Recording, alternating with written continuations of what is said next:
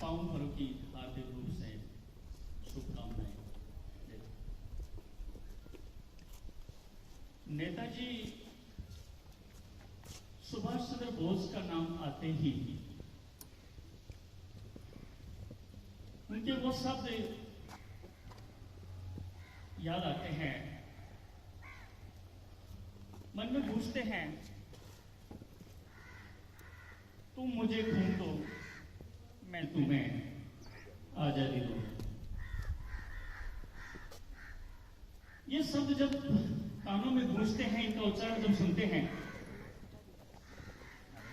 हमारे मन में देश प्रेम की भावना जागृत हो जाती है। नेताजी सुभाष चंद्र बोस की जयंती को पहले हम देश प्रेम दिवस के रूप में मनाते आ रहे हैं। अभी हम एक विशेष पराक्रम दिवस के रूप में भी जयंती को मना रहे हैं। पराक्रम दिवस वास्तव में नेताजी में पराक्रम था, और उनके आदर्श, उनकी जीवनी को देखते हैं तो हमारे मन में पराक्रम की भावना जागृत हो जाती है। नेताजी ही नहीं, हर व्यक्ति में पराक्रम है और हर व्यक्ति को अपनी शक्ति, सामर्थ्य और योग्यता के अनुसार देशभक्ति करनी, देश सेवा की भावना होनी चाहिए। नेताजी शुरू से ही एक कर्मठ, कर्तव्यनिष्ठ,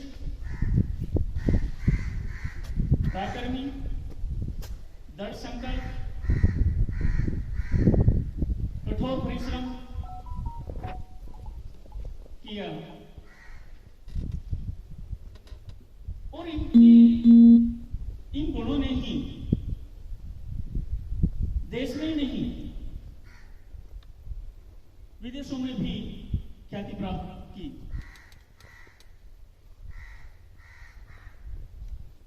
जो कोर्स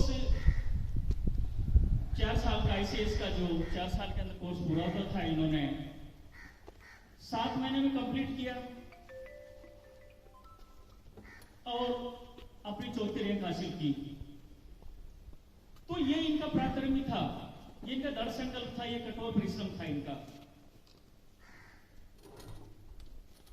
तो ये इनकी जीवनी को उठा के देखते हैं,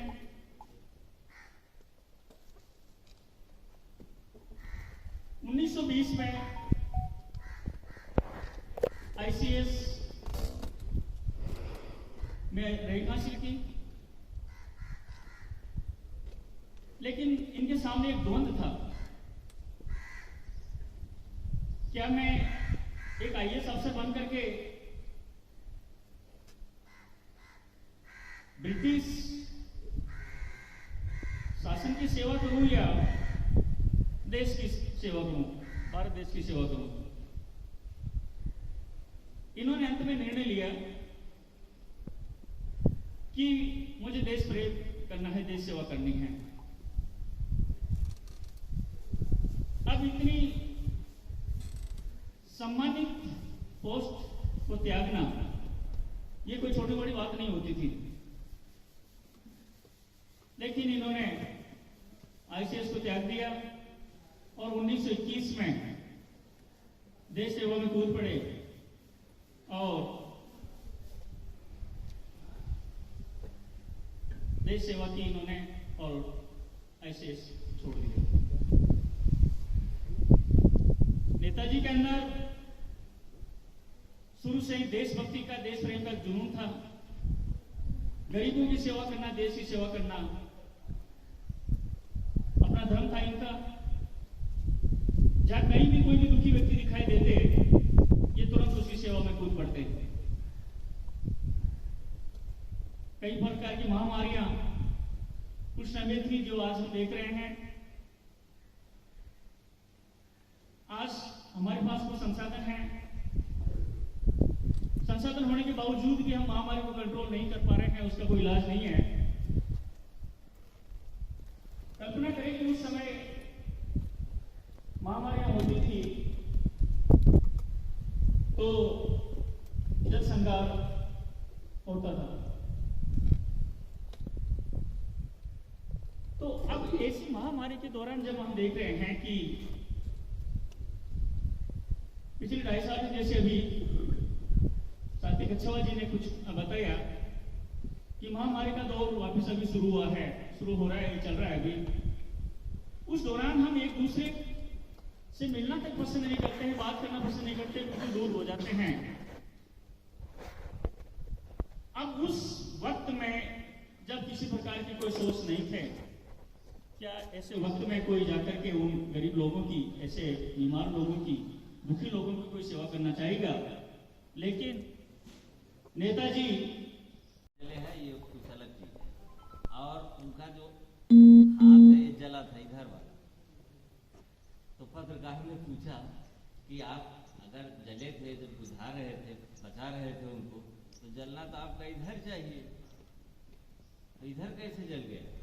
वो ठठा के बहुत तेजी से हंसे। तो समझ गए कि अंग्रेजों को बेवकूफ बनाने के लिए ऐसा कर रहे।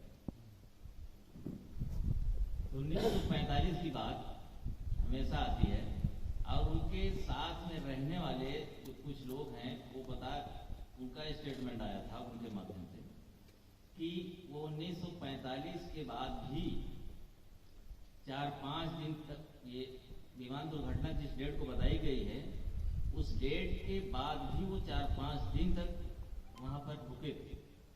रुकने के बाद उनकी प्लानिंग थी रूस जाने के लिए,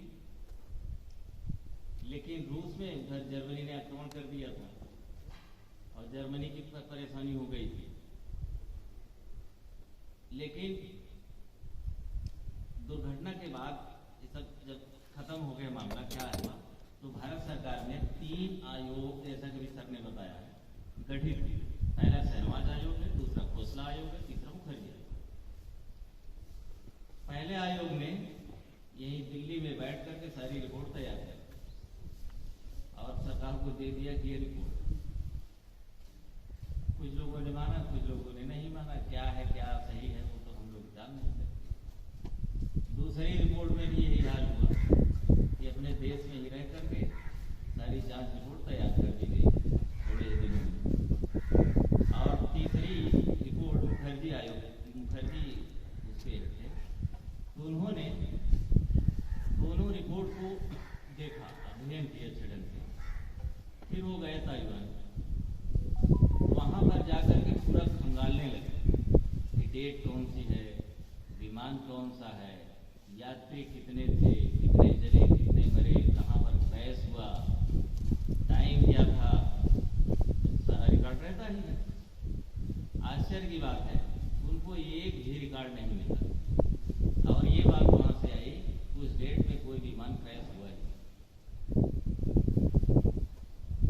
अब विमान क्रैश हुआ, क्या हुआ, जो रिपोर्ट आएगी, जो कुछ समाचार पत्रों में, पुस्तकों में आएगा या डिबेट में आएगा, सुनेंगे हम लोग, वही जानकारी रखेंगे या वही जानकारी मिल पाएगी। सच्चाई क्या है ये तो बड़ा मुश्किल है कहना। लेकिन आश्चर्य की बात है कि 1948 से लेकर के 1968 तक नेताजी के परिवार, घर, पूरी जासूसी कराई गई भारत सरकार के द्वारा। वे लोग किससे मिल रहे हैं, कहाँ जा रहे हैं,